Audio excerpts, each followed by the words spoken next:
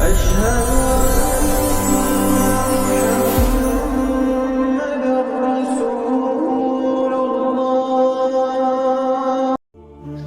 اللہ الرحمن الرحیم۔ پیارے دوستو، السلام علیکم۔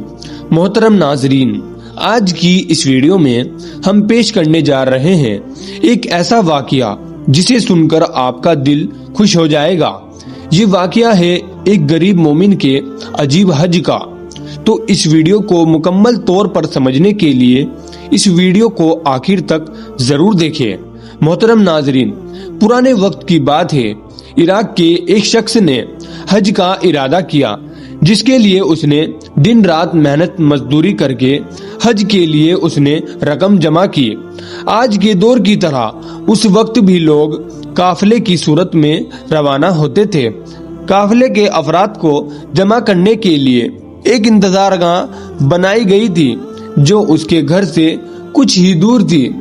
روانگی کے روز یہ شخص گھر والوں سے ودا لے کر نکلنے لگا۔ ابھرتے جذبات میں سب کے آنسو نکل آئے اور سب نے اسے دعاؤں اور نیک خواہشات کے ساتھ رخصت کیا۔ اس شخص کے گھر اور انتظار گاہ کے درمیان ایک جنگل پڑتا تھا۔ یہ شخص تیز تیز قدم اٹھاتا جا رہا تھا کہ جنگل سے کچھ پہلے ایک گھر سے اچانک ایک خاتون اور بچے کے رونے کی آواز نے اسے چونکا دیا۔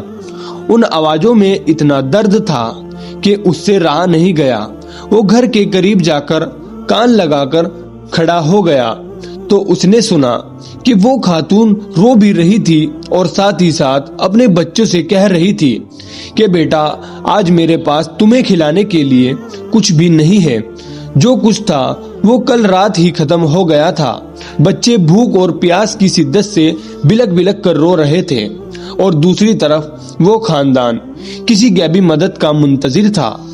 آخرکار اس شخص نے آسمان کی طرف نگاہیں کی اور اپنے ہاتھ بلند کر کے اللہ تعالیٰ سے کہنے لگا، یا اللہ، آج میں عجیب دراہے پر کھڑا ہوں۔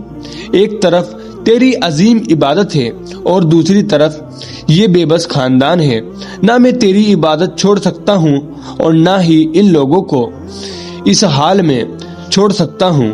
اے میرے پروردگار، تو ہی رحمت کرنے والا ہے، تو ہی میری رہنمائی کر کہ میں کیا کروں۔ اور اگلے ہی لمحے اس شخص نے گھر کا دروازہ کھٹکھٹایا۔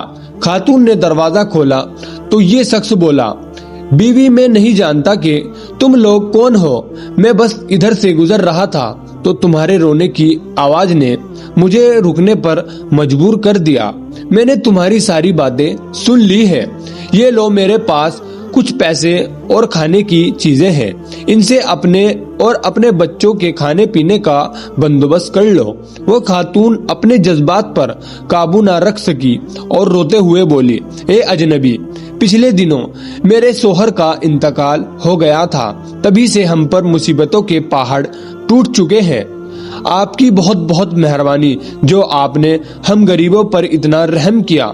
اللہ آپ کی دلی مراد پوری کرے۔ حد سے زیادہ اس شخص کی دلی مراد کیا ہوگی، لیکن حج پر جانے کے لیے جو سرمایہ چاہیے تھا وہ تو اس نے راہ خدا پر قربان کر دیا تھا۔ یہ شخص نہ واپس گھر جا سکتا تھا کہ گھر والے کیا سوچیں گے کہ حج کے بغیر واپس آ گیا۔ چنانچہ وہ شخص جنگل میں چھپ کر بیٹھ گیا اور حج کے گزرنے کے دنوں کا انتظار کرنے لگا۔ کچھ دنوں بعد جب حج کے دن گزر گئے اور قافلے کے لوگ جنگل کے راستے اپنے اپنے گھروں کو جانے لگے تو یہ شخص بھی چپکے سے اس میں شامل ہو گیا۔ تبھی اس میں ایک شخص مخاطب ہو کر بولا، جناب، حج مبارک ہو، میں نے آپ کو فلاں جگہ آب زمزم پیتے دیکھا تھا۔ کچھ دیر بعد ایک اور شخص بولا، میں نے آپ کو طواف کرتے ہوئے دیکھا تھا۔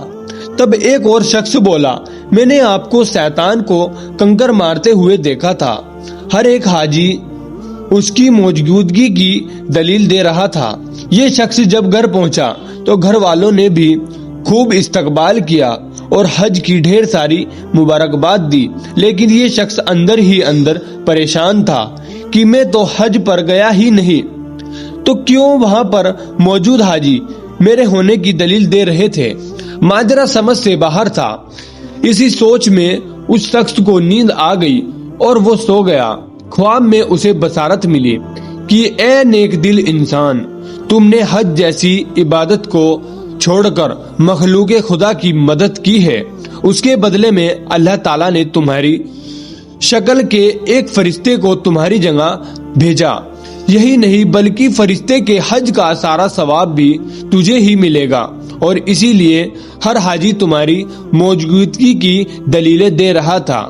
تو دوستو کہتے ہیں اللہ تعالیٰ نیت کو دیکھتا ہے، بے شک عمل کا دار و مدار نیت پر ہے۔